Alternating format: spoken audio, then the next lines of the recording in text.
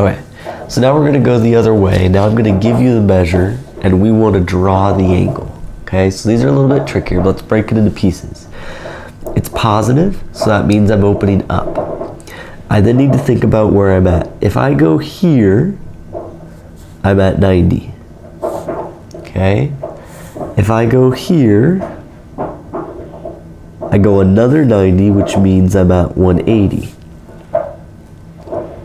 If I go another corner, I go another 90, which sends me to 270, which isn't quite what I want. So what do I need? I need a little bit more. So I'm going to go a little bit more.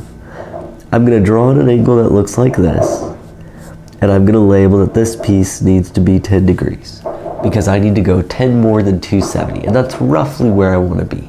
We're not super precise because we're drawing this by hand, but we get an idea of where we are. Now 19 is negative, which means instead of opening up, I'm opening down. If I go down to here, I'm at negative 90. Okay, I'm opening down, so I'm negative. I've gone one quarter, so I'm 90 degrees. If I go another one, I'm up to 180. That's too much. So I don't need to go the whole way. In fact, I only need 90 and 120, a total of 30 degrees more. So I'm going to go roughly a third. And so that means that this right here is going to be roughly 30 degrees. Okay? And that would be 19. Now 21 is tricky because we've got these thirds here. You're probably wondering, what in the world am I supposed to do? But it's really not that bad. Here's what I want you to think about. I start at 0 radians. Half a circle we established today is pi radians. Okay? So let's think about this for a second. If this piece right here is 1 pi, can I cut that piece of my graph into thirds? I think so. Might look something like this. Not perfect, but would you say that roughly cuts it into a third, a second third, and a third third? Okay? Well, I can do the same thing down below. I can cut the bottom half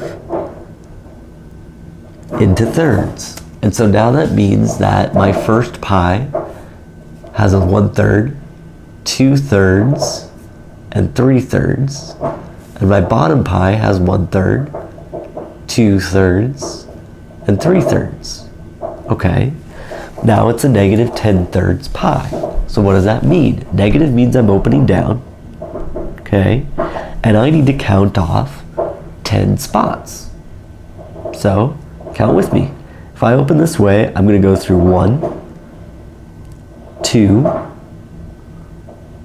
3, 4, 5, 6. I counted this one extra, didn't I? So let's go back. Here's 1/3, 2/3, 3/3, 4/3, 5/3, 6/3, or 2 pi is 1 whole circle. So if I'm at 6/3, I still need 4 more. 7, 8, 9, 10.